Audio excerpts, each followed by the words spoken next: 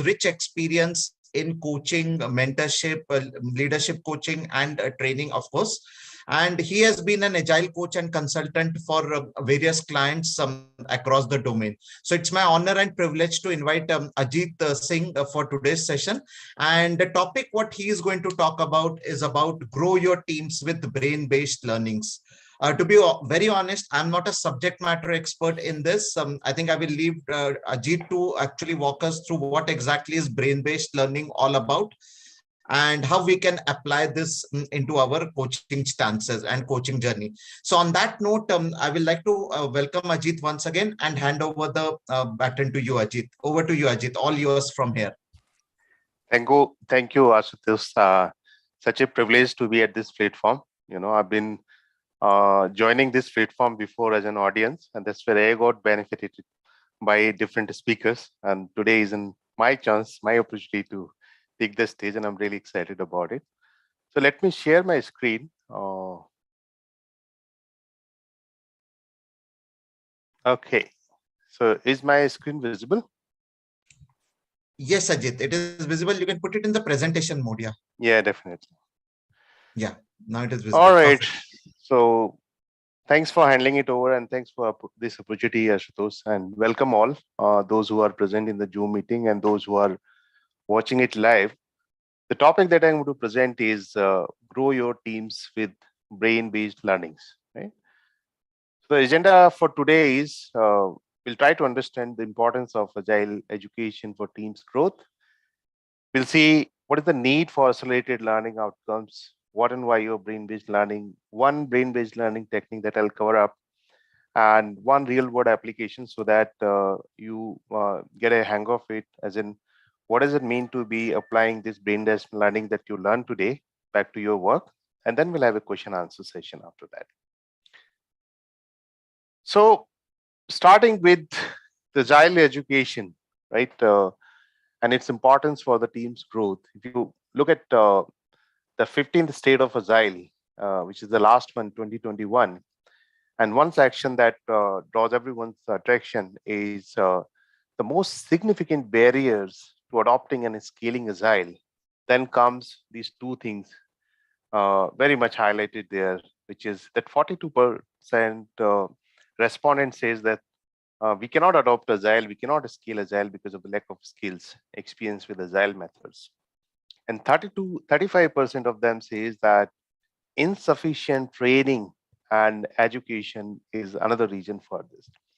And these are very high figures. 42% and 35% are such a big figure, which shows you that agile education has its own importance in the implementation and the transformation.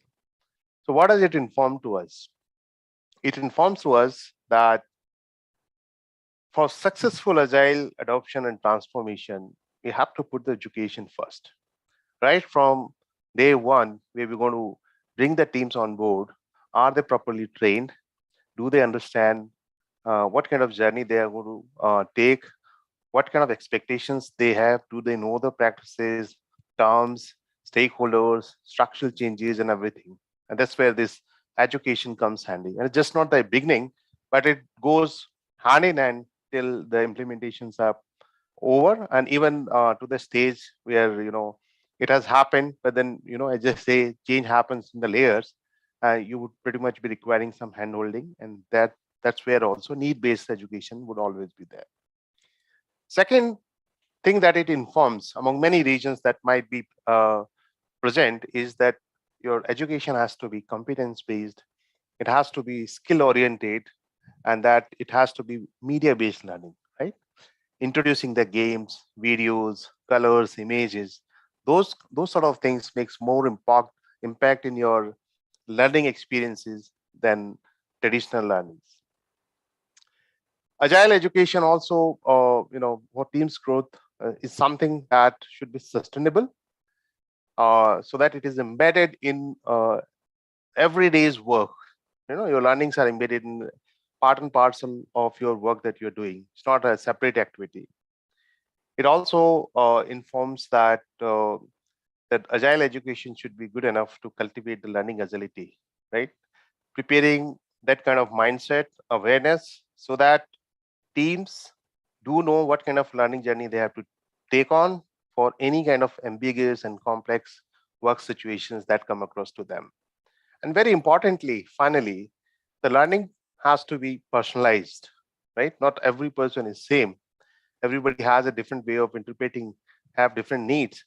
So could the learnings be personalized depending on what they want to learn and at what time they want to learn, which can in fact add to the very cause of adding the agile education for teams growth.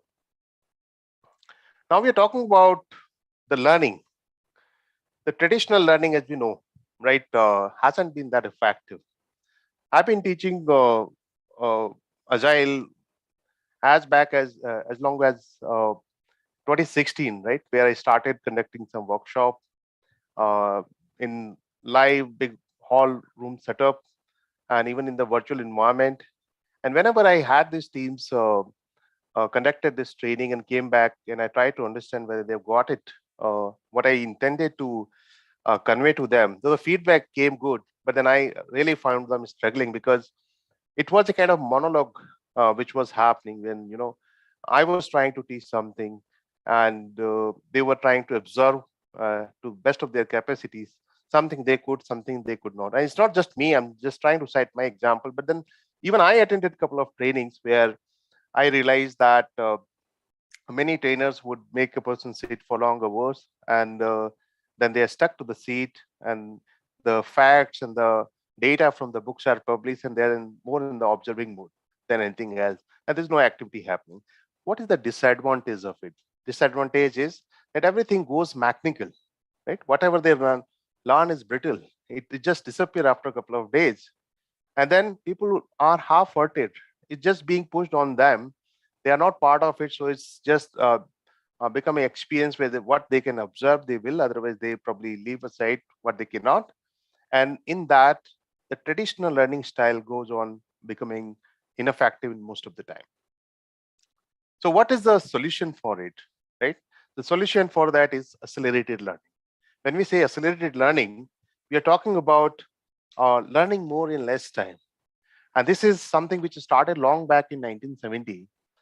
This was the person, Bulgarian psychiatrist Georgi Lozanov, who in 70s devised this accelerated learning technique while he was while he was making the people learn the foreign languages, right? What does it mean? It means that each of us has a learning style, preferred learning style, right? It also says that our learning styles are based on the sensory preferences everybody has, right? People are auditory, people are kinesthetic, people are make sense of the visuals, right? Not every person makes sense of everything actually. So depending on what your sensory systems are, you develop this kind of liking, and based on that, you develop your own personal learning style as well. So it says that use the technique that matches the style to learn naturally, because it becomes easier. And for that, you have to take a view of the people, right? That everybody's brain is different, everybody's sensory systems are different. So use different choices, different combination of learning tools and activities which might stick to them. Use music, color, emotions, play, creativity to engage the whole brain and the whole person. So accelerated learning evolved since 1970s, and over the period of time it got refined, and back in 90s there were some brain-based methods which came in, and the brain-based learning become very popular, which is nothing but then a part of a type of accelerated learning only. With brain-based learning, the kind of outcome which has been realized is that it increased the team's engagement, is uh, you know expedited the faster learning for them. Teams were able to come back and apply their knowledges. They could find improved results. The cost were reduced, of course. There were less trainings, more work, and effective delivery of results. And finally, it ended up becoming the some benefits to the customer, or also benefit to the employees and the organization where they work. So what is brain-based learning? If you've understood where this brain-based learning is coming from, and somebody gave a very nice definition of it. It says engagement of strategies based on the principles derived from an understanding of the brain, right? That means there are principles based on the brain and its science. If you understand those and around those, you devise some strategies which can engage the teams, then that is what we call the brain-based learning. And before we explore these principles, I would show you one video which shows you how the people learn, how the student learn, how do we learn as a participant in the learning classes. Let me go to the video directly and run it for you.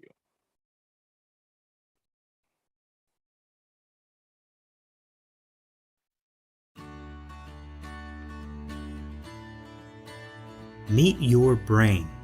Weighing in at about 3 pounds, this single organ accounts for about 20% of your body's blood, oxygen, and energy usage. The brain houses 100 billion neurons, with each neuron having somewhere between 1,000 and 10,000 synapses, or connections to other neurons. Every thought, every action, and every memory is managed and stored in these neural pathways. What does this mean? Well, every brain is unique and uniquely organized. Yet historically, schools have educated students as if they had identical brains. In the drive to ensure standardized accountability, education has sought not to facilitate learning, but conformity. As the establishment of education systematically disassembles our students' creativity and motivation, students engage with new learning less and less and are not retaining learning in long-term memory. So how do we, the educators, design learning to facilitate this ultimate goal of long-term memory penetration? Well, we have to begin by hijacking their brains. There are basically 2 ways to do this, by providing the brain with a pleasurable experience or a painful one. Unfortunately, the more powerful of the 2 is pain. A teacher can prepare the most incredibly engaging lesson ever, but if the student is experiencing physical, social, or emotional pain, the pain will hold their attention rather than the learning.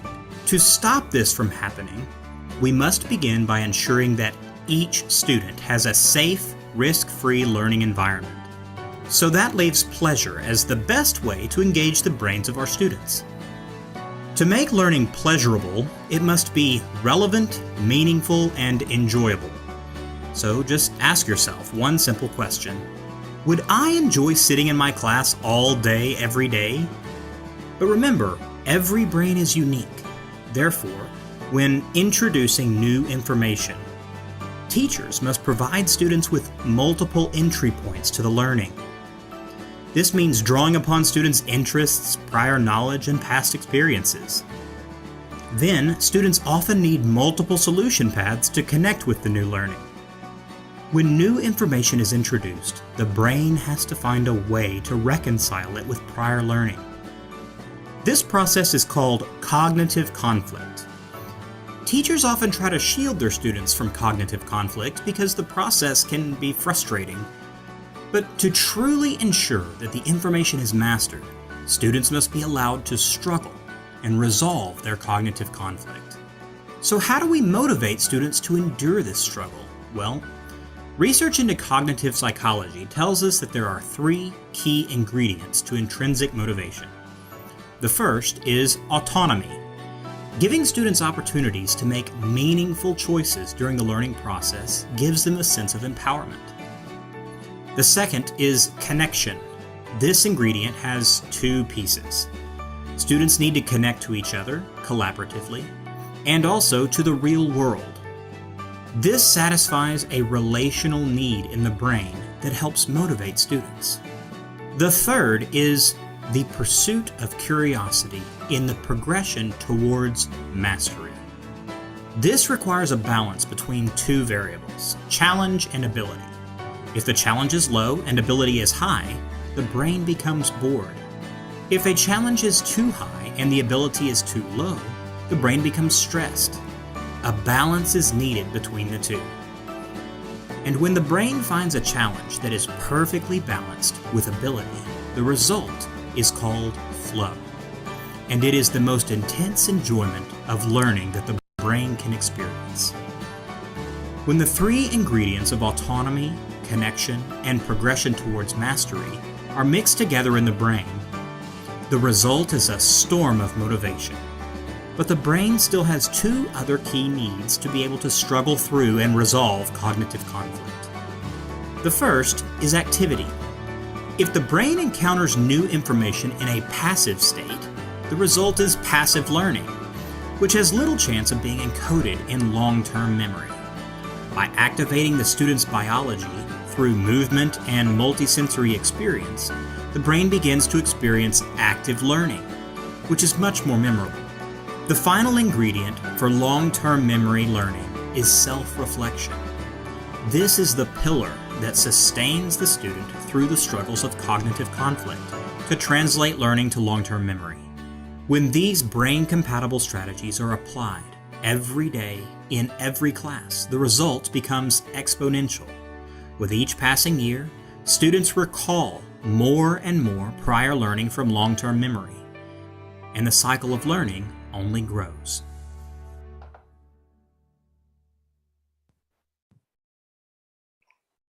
All right. So there were a couple of strategies around some principles and the way we learn. So let's explore some of the very well-established and popular principles, not necessarily all of them, but a couple of them, in fact, which make sense and which are essential for brain-based learning. What are these?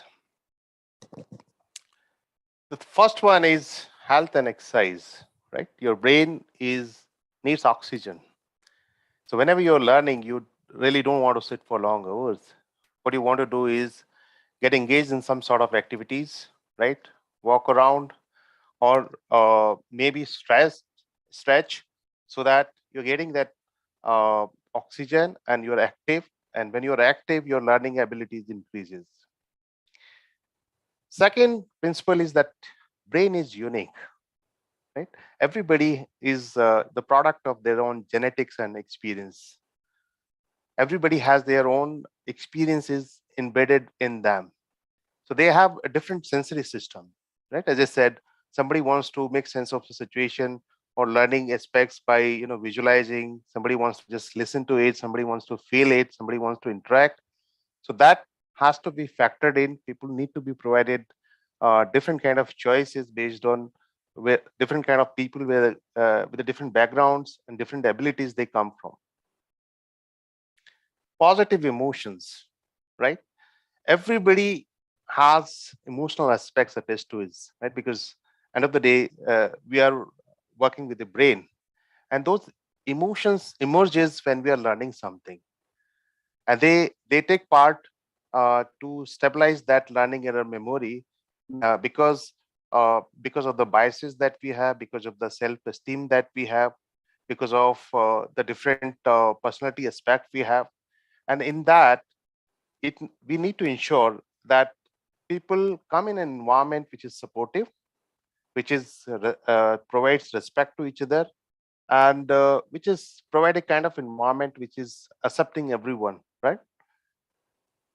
And then peer teaching. The bigger one of the biggest aspect of the brain-based learning is that it's just not you learning all the time. It is also an opportunity which you provide your peers or your peer teams to teach back to you, right? So that it gets embedded in their mind also, and you also get the learning reinforced by someone teaching to you. Practice. Learning is just learning, but then practice makes the experience come on and make it hands-on with you, so that you can go back to your workplace and apply it.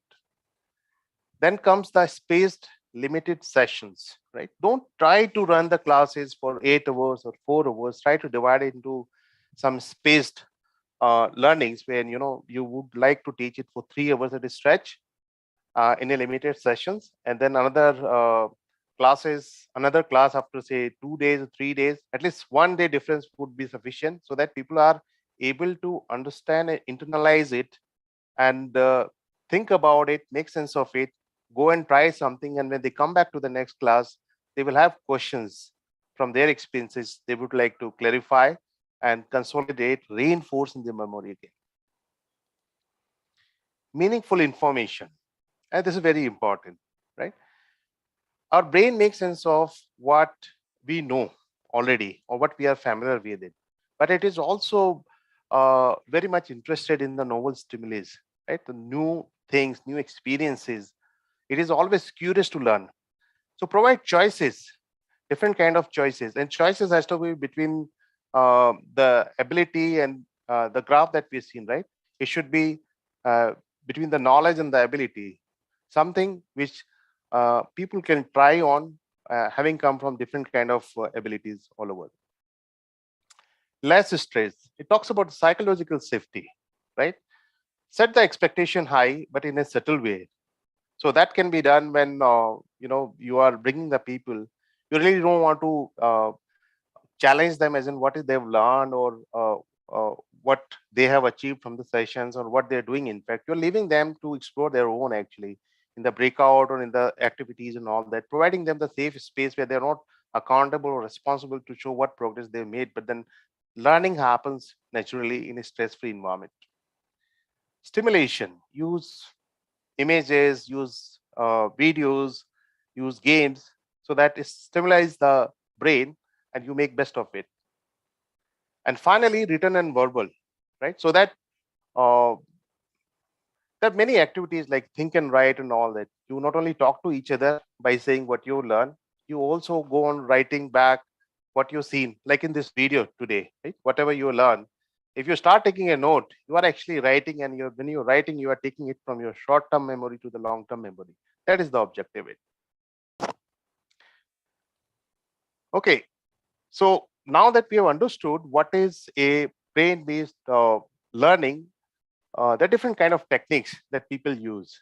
And one of my favorite technique, which is popular in the world of Agile, is the one designed by Sharon Bowman, right? She's designed this course named as Training from Back of the Room. And she conducts the courses, she conducts the certifications also.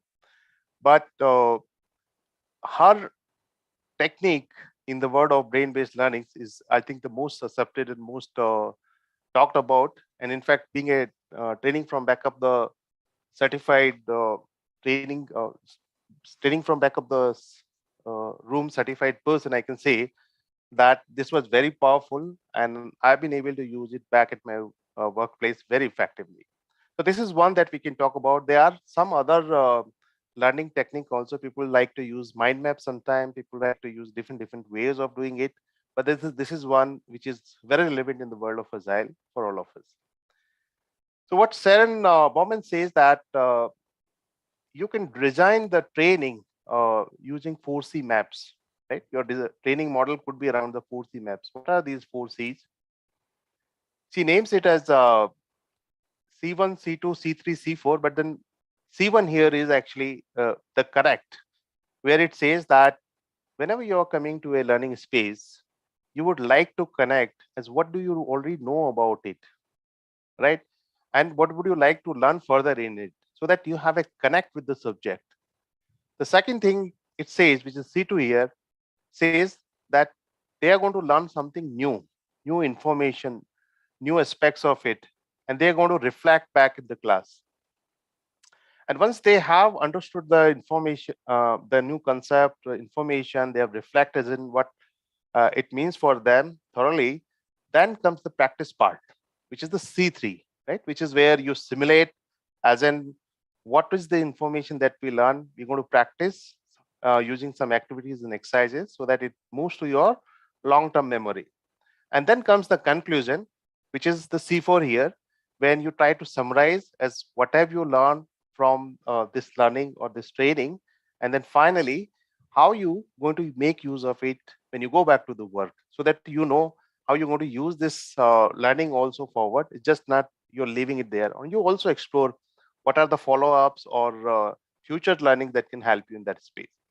So 4C is the model which can be used for training, which they call as 4C maps.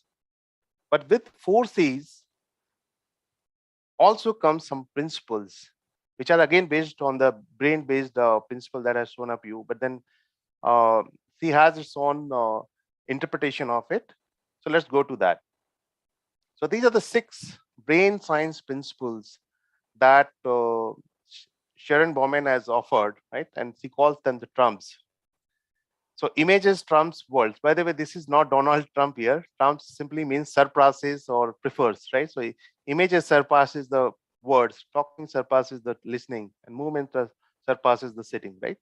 If I have to interpret this one here, movement trumps sitting, that means you are actually during the training period would like to stretch, you would like to walk around, even the trainer would like to move around so that he's getting the oxygen, he's inactive, and is not sitting always. So these are the preferences over one over other actually, which is what she has called as the brain science principles, which should be used all over the 4C maps, right? Whether it is the connection, whether it is the concept, whether it is the concrete practice, or whether it is the conclusion part. These 6 trumps or 6 brain science principles can be used all over.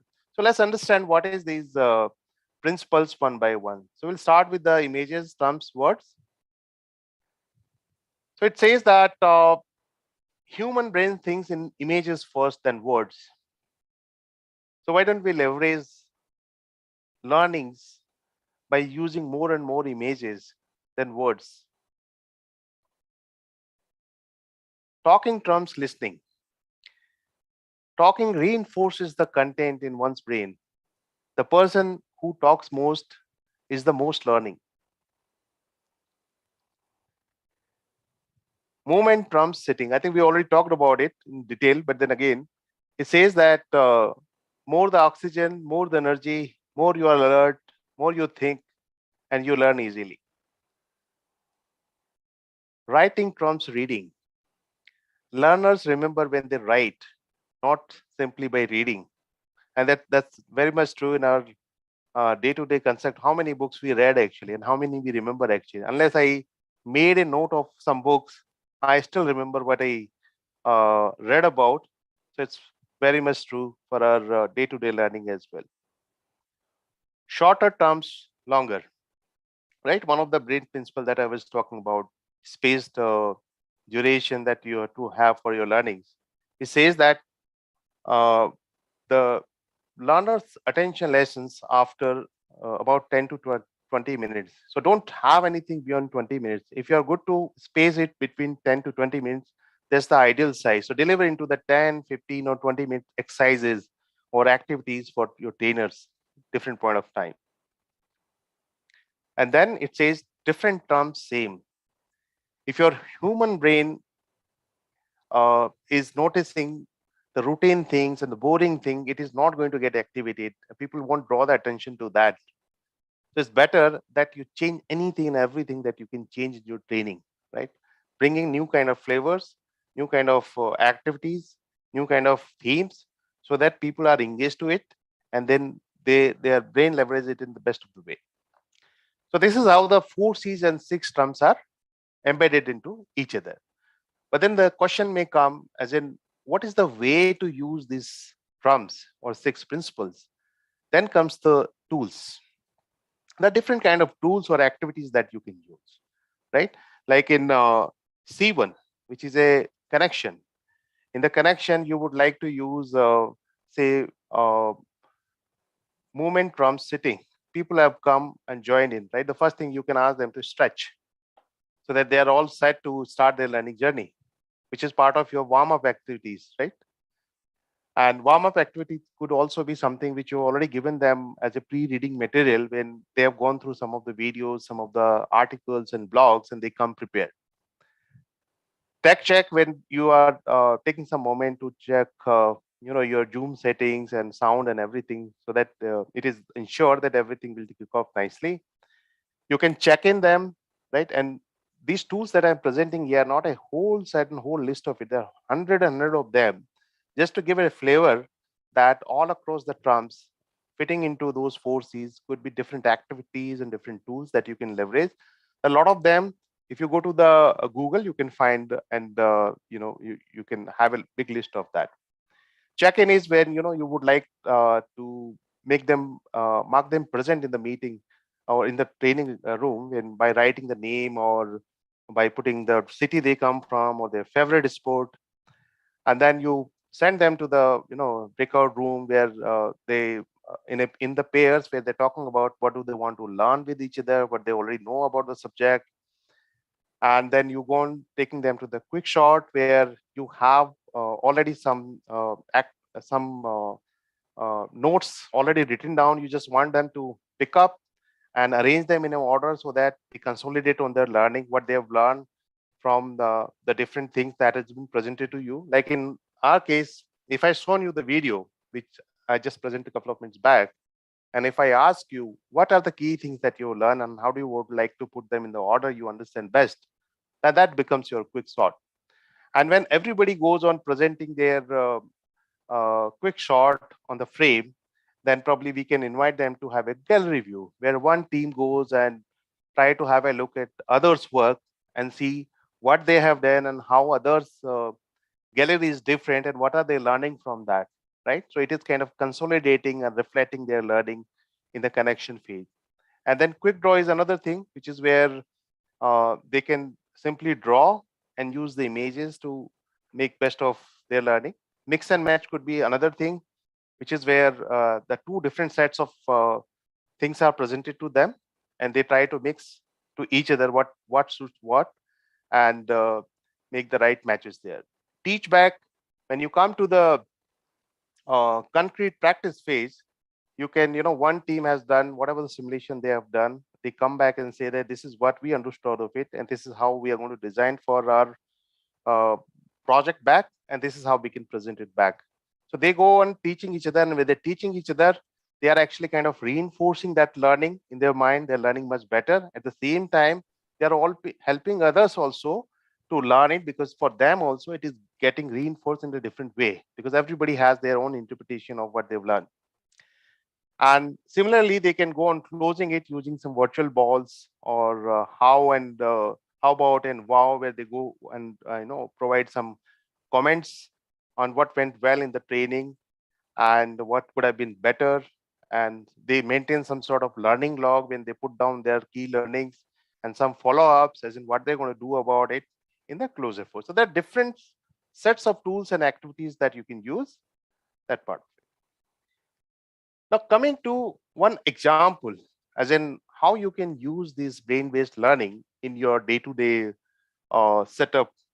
There are many opportunities, right? If you remember, your new teams are getting onboarded where you need to teach them the values and principles and practices, and in a simulated environment, that's where you can use this brain-based learnings there.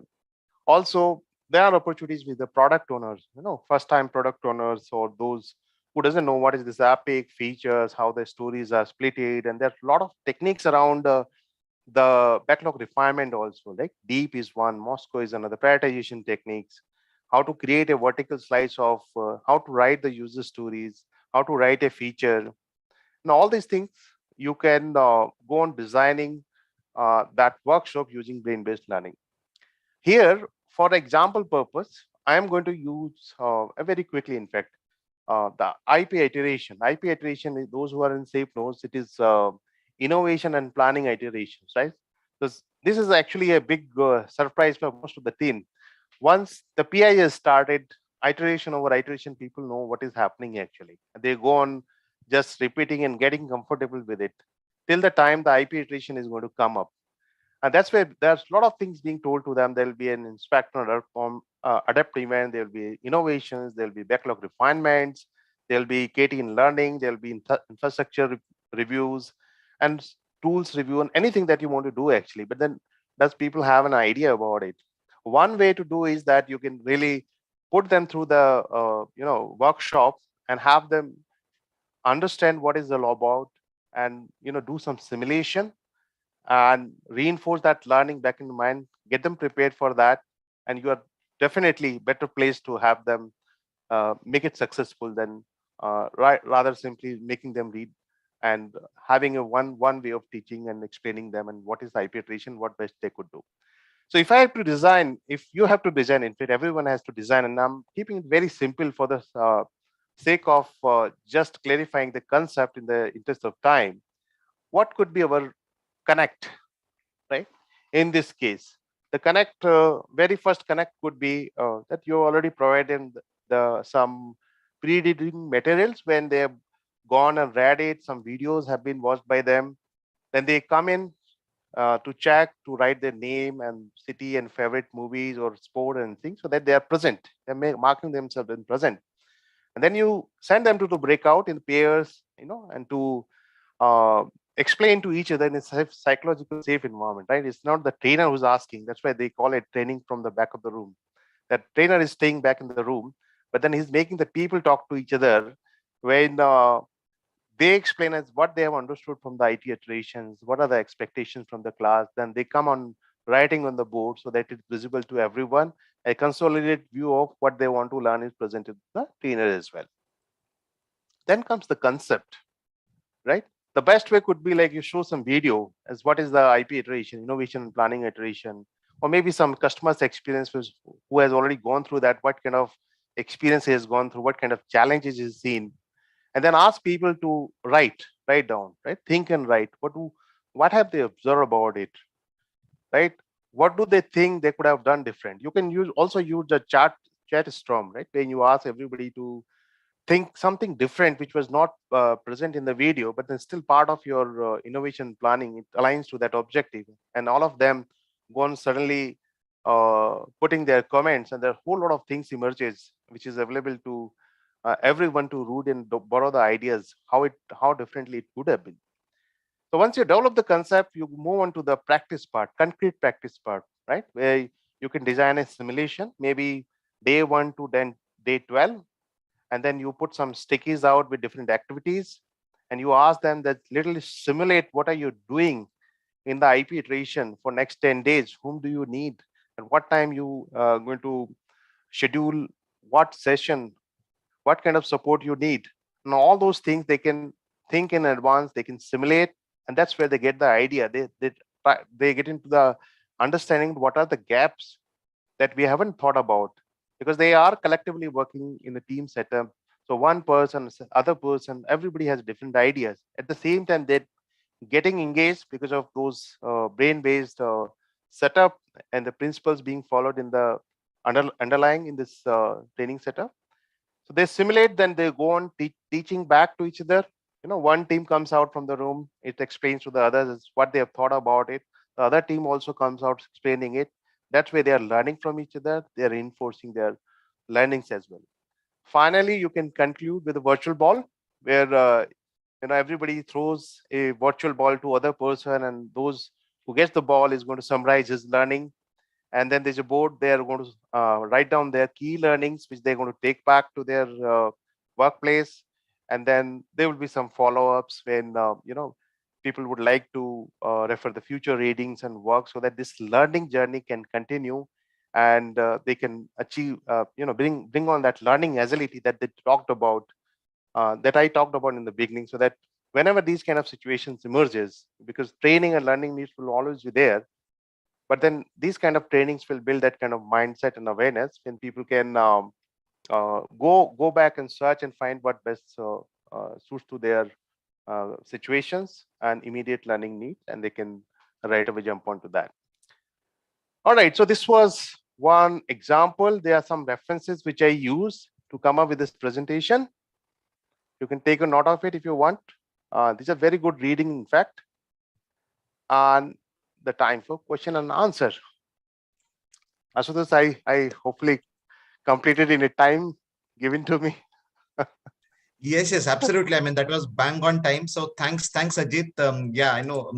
I mean, it's very difficult. Sometimes we get overboard with the presentation, but I think it was well within the time. Yeah. So now we are opening up the floor for questions. Anyone, any questions? And yeah, I mean, one request: if you are asking a question, please come on camera so that we see you, we understand you, we get to know each other.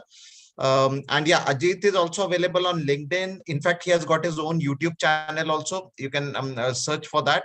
And yeah, you can also reach out to him later, but any specific questions related to the topic, you can ask it now. What I'll be doing is I'll be allowing you to unmute yourself. Just give me a minute. Yeah, but before that, you can also subscribe to our groups. There's a YouTube channel, there's a LinkedIn group. I have shared the details in the chat. So if you're not already a subscriber, do subscribe to our group and LinkedIn YouTube group and LinkedIn channel also. Sorry, YouTube channel and LinkedIn groups. Yeah. Yeah. So now there's an opportunity for all of you to unmute yourself and ask any questions. You can unmute yourself and ask questions. So by the way, Srinivasan has given excellent session. Thanks to Ajeet as the feedback, Ajeet.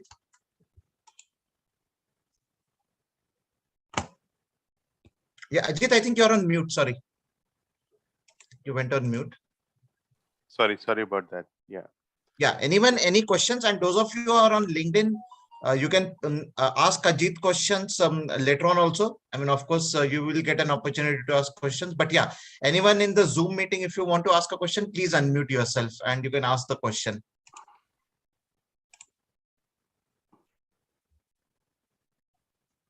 No question. That means I explained it so nicely, is it? Or did I explain anything? No, I think, yeah, anyone, any questions? Surprisingly, no one. Yeah, I think we have a question. Sudipto, yeah, go ahead, Sudipto. Yes, Aditya. Yeah, hi. Thank you for the session. It was a enlightening session for me. Just one question, you're talking about a workshop, right? So how often this workshop is taking place in the real world? I want to know about that actually. No, workshops are based on your needs, right? You can have workshop, anything for specific needs and skill sets. But what I meant to say is if we follow the brain-based learning, then we really don't want to design them for whole long hours, 8 hours or 5 hours. We really want to space them out in different days in short modules. If it's a 8 hours training, probably I want to do it in 3 days, right? So that and this is what exactly is happening in the virtual days nowadays. If you go for ICP, ACC training, ATF training, or skill agile training, it is happening in space time out 2 to 3 days, because these guys are well aware of the training from back of the room, and they leverage it very effectively. Did I answer your question, Sudip? Yeah, absolutely. Thank you. Thanks, Sudipto. Anyone else with a question?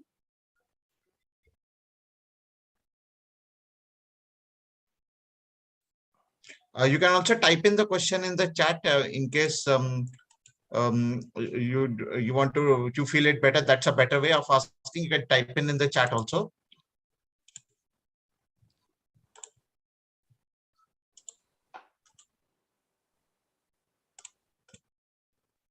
Okay.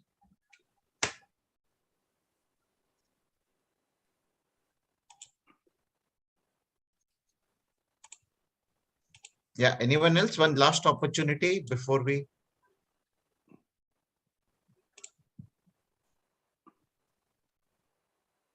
Yeah, I think there's a chat question on the LinkedIn. Ajit, if you can show the links once again, that reference material links.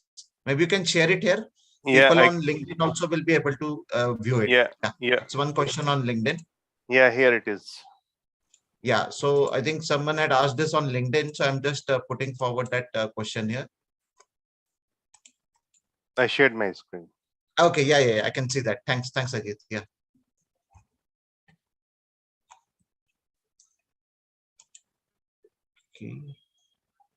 Okay, so no questions. I think then I have something to share here. Okay, so Ajit, if with your permission, can I share the screen? Yeah, definitely. Go ahead, please. Yeah.